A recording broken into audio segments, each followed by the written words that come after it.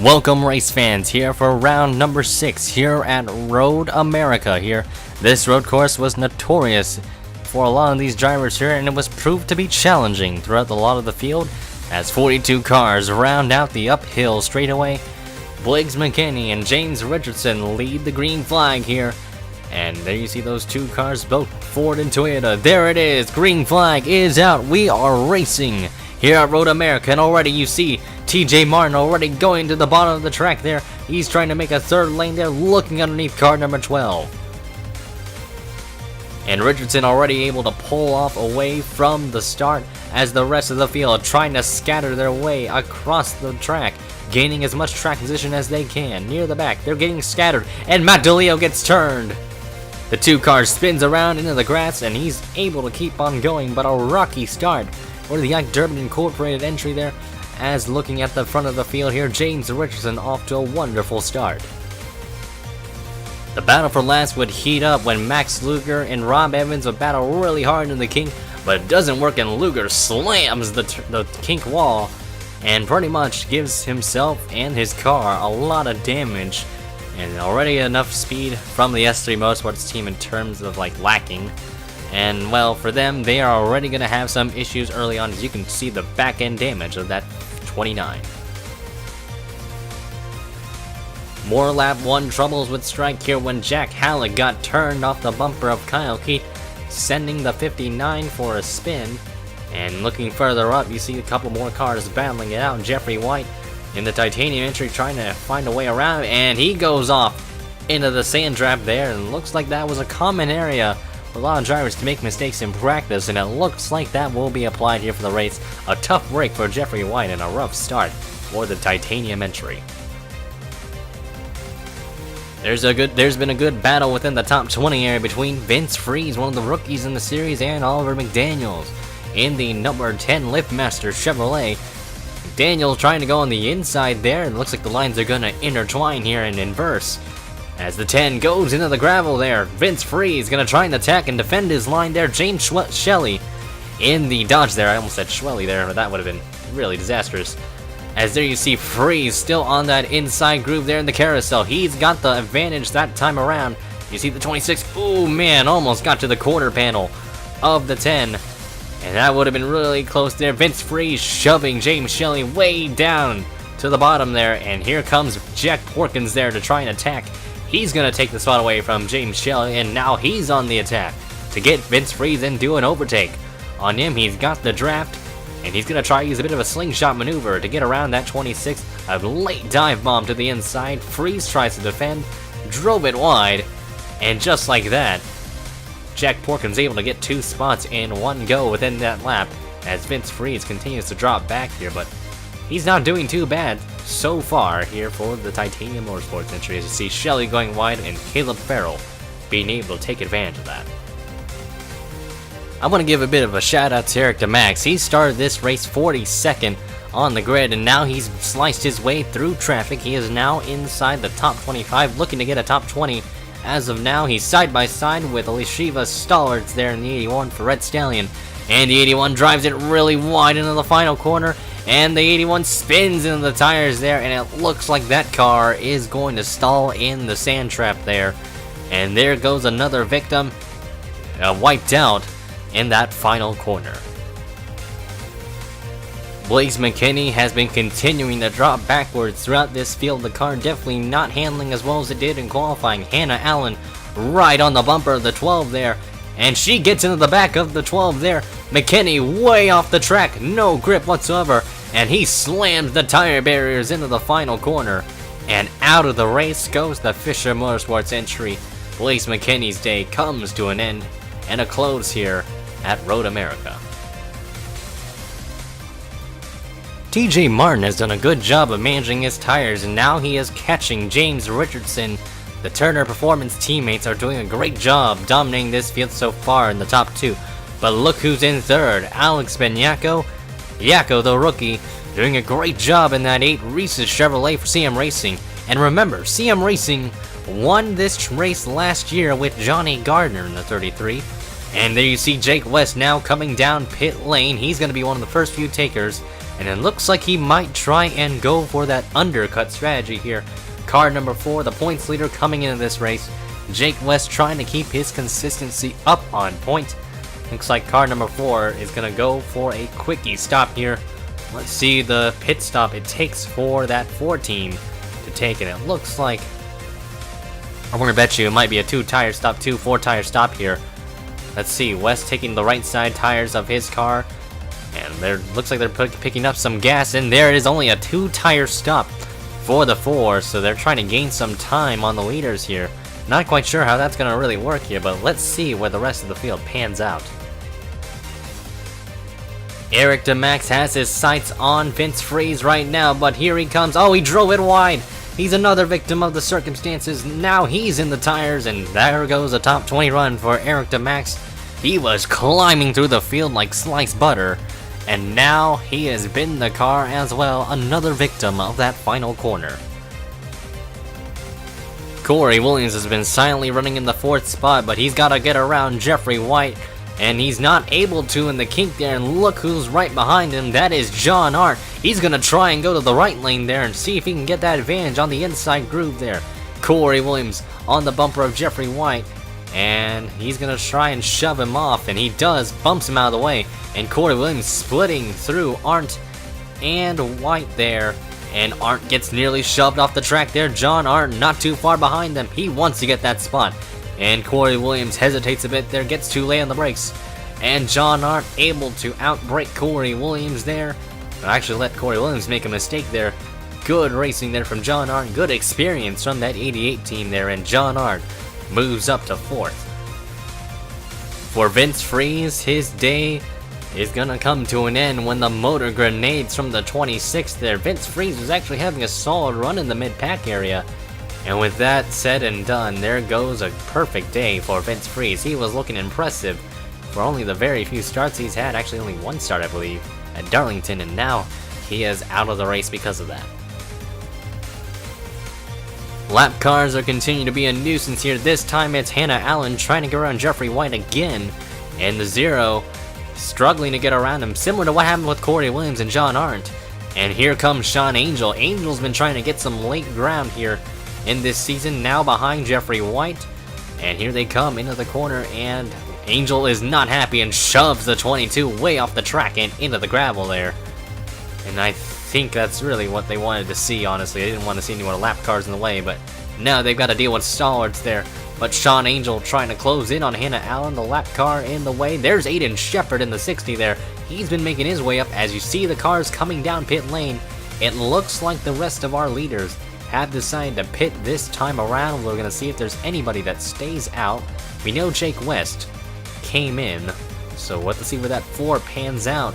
And let's see the pit stops here. Alex Vignacco's had a good car so far. All these cars are trying to find some adjustments here, and we'll see if they're going to go for the 2-tire strategy that Jake West went for, and it looks like they're going to do that.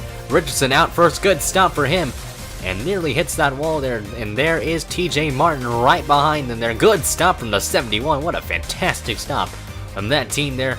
Vignacco will file in 3rd, Arndt 4th, Williams 5th, but now Jake West able to take that 5th spot away. Car number 4 ahead of 14. I'm telling you, Seth Cole and Kyle Bichelia have been inseparable throughout most of this race. The 2 Dodges have been going at it since the start of the green flag, and even after pit stops, they've pretty much stayed together. The 86 on the outside, the 07 on the inside, but the line's inverse. Seth's gonna try and get the advantage off the corner there, and he's not really gonna hit the gravel that time around. Good corner by Seth Cole. Kyle Bichelia still not giving up without a fight. The 2 Dodges still going at it. Nick Salmon there to observe, as well as Oliver McDaniels in the number 10 car. Will Lewis in the 92, the Rockham winner, trying to also catch those Dodges ahead, as well as Nick Salmon in the Petronas Ford.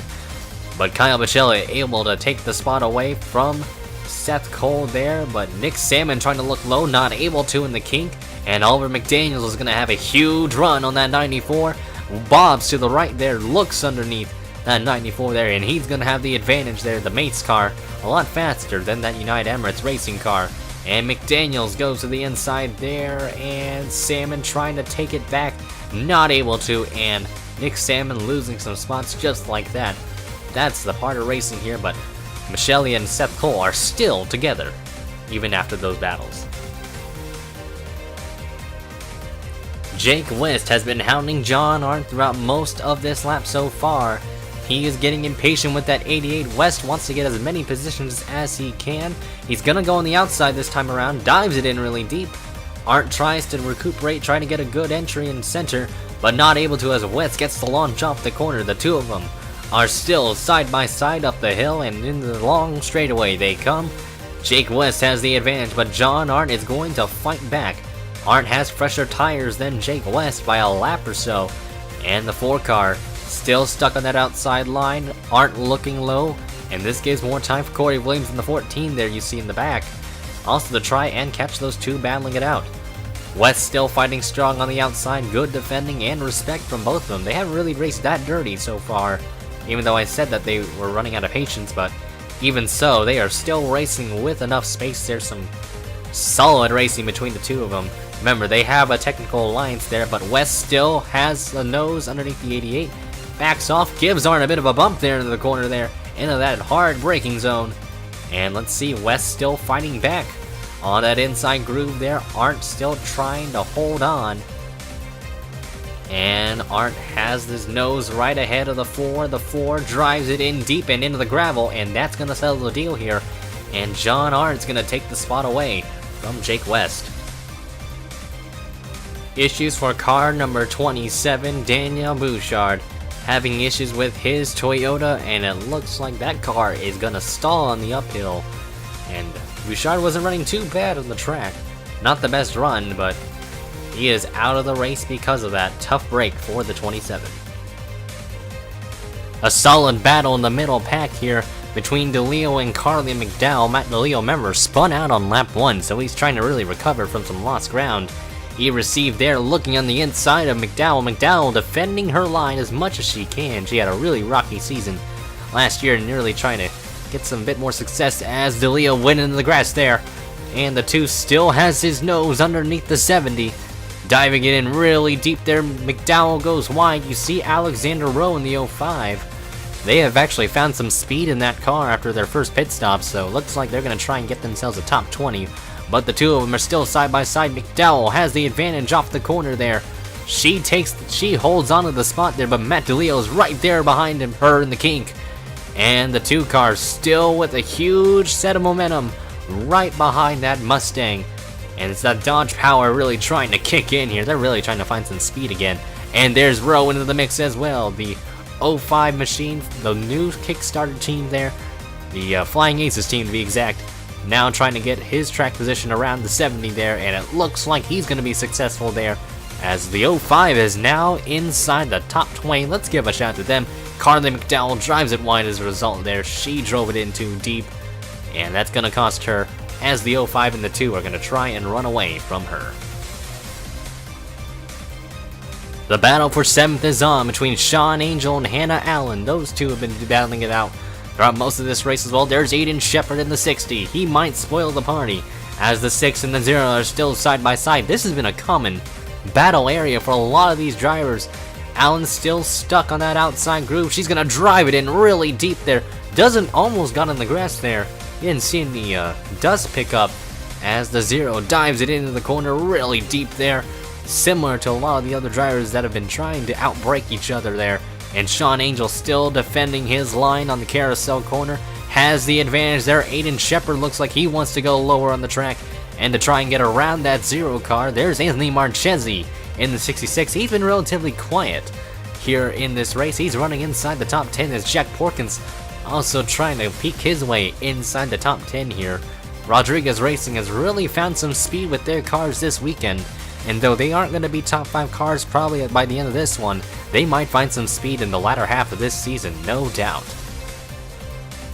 Here we go, Rodriguez teammates are going at it here. Marchese and Shepard, both of them trying to get one spot here. That is for 9th. Shepard trying to defend, Marchese on the attack. He's got the advantage into the corner. Shepard trying to dive it in deep. He goes into the grass there. And there's Jack Porkins in the 95, the peak antifreeze machine. Also into the picture there, don't count him out, as Marchese drives the car wide.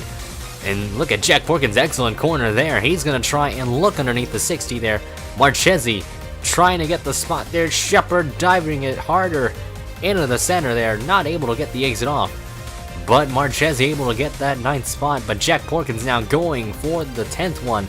But not able to. Good defending by Shepard. But Marchese was able to take advantage and take that spot away.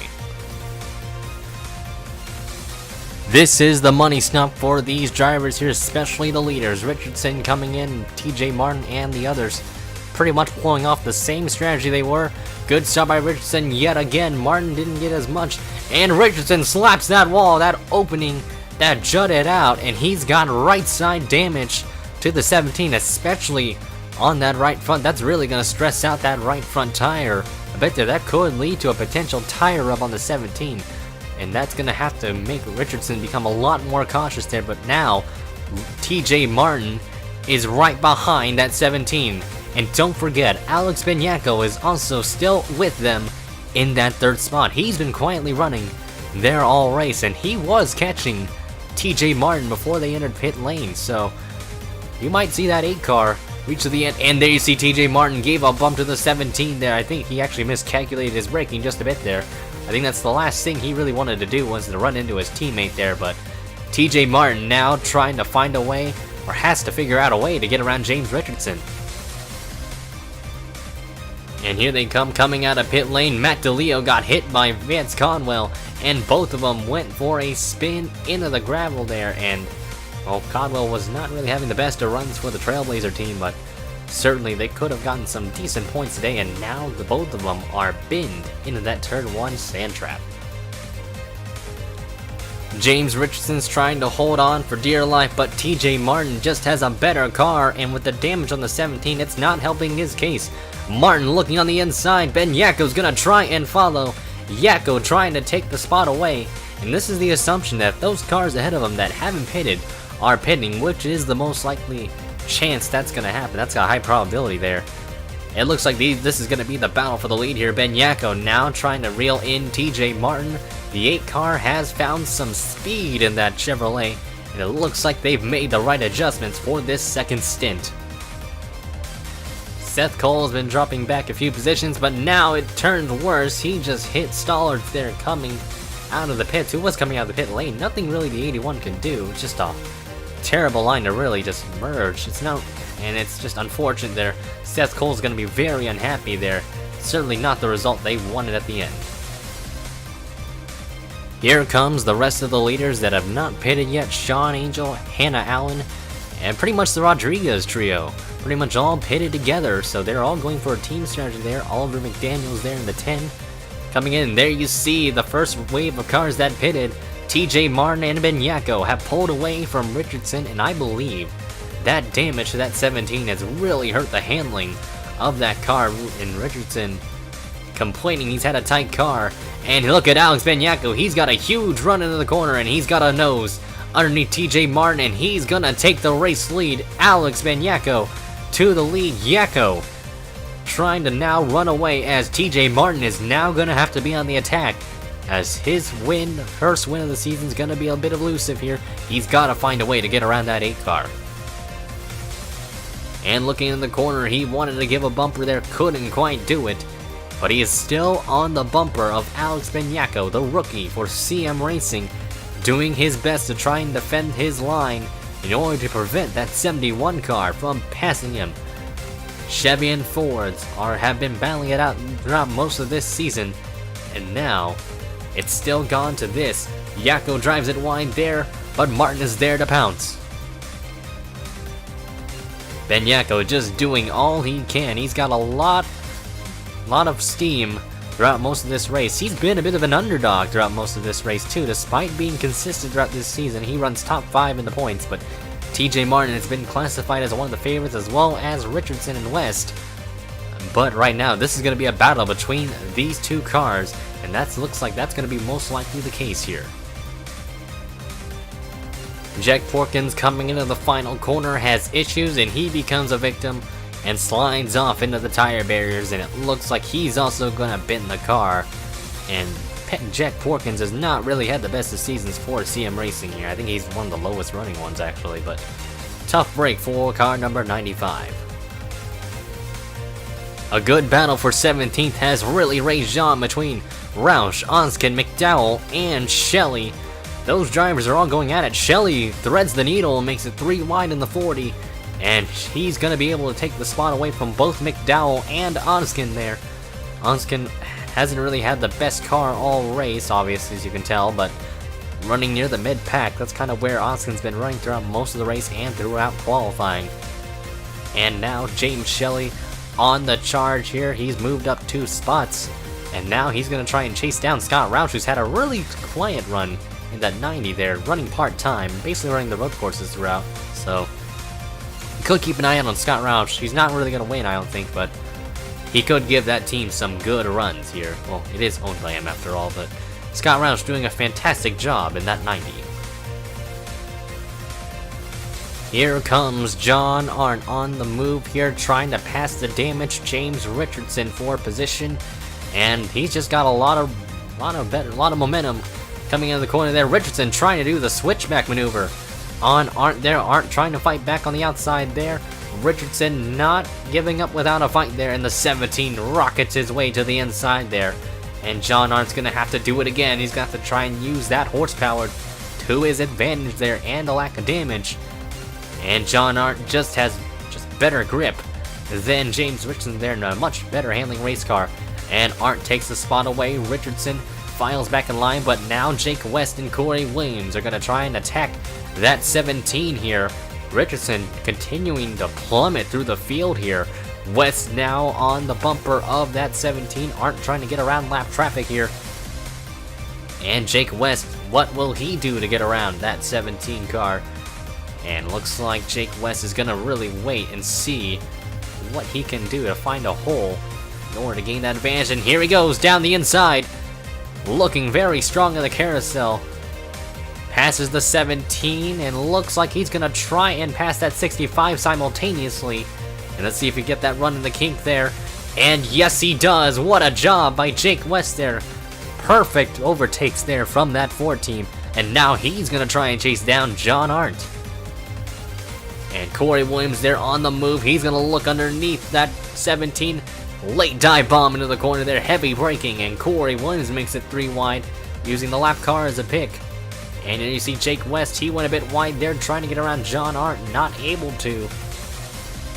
Let's see who Arndt drove it really wide into the corner there. Jake West has the runoff. And now he's going to battle it out. Richardson doing the same thing, because Williams also stumbled on that last corner. Jake West not able to get it across the line, but looks like he might be able to get it on John Arndt coming into turn number 1. Let's see, he's got the proper line into the corner. John Arndt still fighting back on the outside there. Spectacular driving by the two of them. They've been battling all day as well. Jake West now able to clear the 88 there, and John Arndt's going to lose third from Jake West. White flag is out for Alex Benyako. One more lap to go. He's got a comfortable gap over TJ Martin, approximately almost 3 seconds. And this Reese's Peanut Butter Chevrolet Camaro has been really fast in this second stint. Benyako was really quiet throughout most of the race, just really minding his own business and running inside that top 5, which is pretty much what this rookie has been trying to get almost every race this season. He's had his good runs here and then, a good run at Auto Club, had some good momentum at Darlington and other tracks beyond. Benyako has plenty of corners left and plenty of space. Hard on the brakes into the left hand there, he nails it just fine, no issues there. Benyako really minding his P's and Q's on the track, as the spotter and the crew chief have been reminding him just to be patient on the track and just don't get overly aggressive. So far, Benyako has been doing that all race long. He's been patient, he's done the moves whenever necessary, and now he's in the race lead. Ever since he took that lead away from TJ Martin, there's been no turning back. Down the carousel they go. Alex Benyako, great corner there, but no pressure, like I said, from TJ Martin. Looks like he's actually extending that gap from that 71 car. Through the kink he went, no harm done. Alex Benyako has been really quiet, like I said. He's loved the handling of his car. The adjustments look like they paid off for this second stint of this race here. That money stop really was a money stop for CM Racing. They did a whale of a job there. And coming into the final two corners and into the right-hander, Alex Benyako's only got to nail that corner, and now he's got a straightaway to conquer. Coming down that long straightaway and that hill, Alex Benyako is finally a Hardee's National Series winner as he crosses the line P1. TJ Martin's going to have to wrap up the race with a second place run. Jake West third. Solid effort for that team there for Curtis Racing. John Arndt gets a fourth place run. That's just what they needed. I'd rather have his car run well, to say the least, or he'd rather run well than wreck out, honestly, and that's really what you need. You need to get those good results if you want to move up in the point standings, and then you can make those good results turn into wins. Corey Williams gets a top 5 there, quiet run for that 14 car. James Richardson faded in that second stint, and with the right side damage to his car, especially emphasized on that right front, it really hindered him at the end, and he dropped down to 6th as a result of that. Sean Angel gets a 7th place run there in the Gillette Ford Mustang for Rodriguez Racing. All 3 of those cars actually did really good. Shepard got a 9th place run. Good run for him. Really wanted to find a good run here, and it looks like they got it today. And Anthony Marchesi gets another top 10 here. That 66 team really on point with their strategy and their runs here. Not a top 5 car yet, but like I said, the Rodriguez Racing team has a lot of potential here. Hannah Allen, we need to point her out. She gets an 8th place run there. Quiet run for CM Racing overall. They had 3 of their cars finish inside the top 10 pretty much, with the exception of Jack Porkins having issues there. But congratulations on Alex Benyako on winning the race here. The rookie has done it. Quite an underdog win, to say the least, I guess you can say. But he's done a whale of a job for the team, and CM Racing has conquered Road America 2 years in a row. Congratulations to their victory here. We'll take a look at the results after this. And as always, thank you for watching, and we hope to see you again.